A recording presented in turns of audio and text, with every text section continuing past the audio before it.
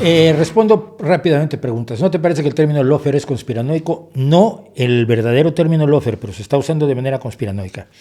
Se está usando como si fuera algo que hacen, en España por lo menos, como si fuera algo que están haciendo mal los jueces. No tiene nada que ver con los jueces. Lawfare es el uso de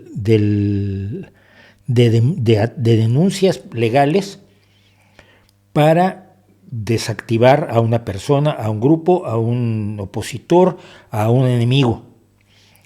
Pero no es lo que hacen los jueces, es lo que haces tú al presentar demandas frívolas o sin sentido.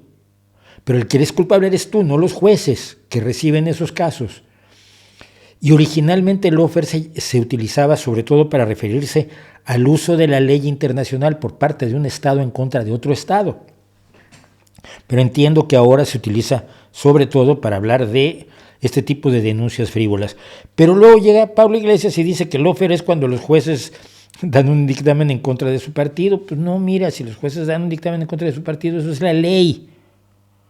Que alguien te levante una demanda y otra y otra y otra para destruirte, que es un poco lo que hizo Microsoft con Netscape, por poner un caso, de los casos que más repugnantes eran de Microsoft, era cuando el navegador Netscape lo persiguieron legalmente. Entonces te ponen un montón de demandas, alguien que es muy rico, y tú para defenderte tienes que pagar a abogados que no tienes, sobre todo en países donde los abogados son absolutamente inaccesibles para la mayoría de la gente, o te conformas con un abogado de oficio.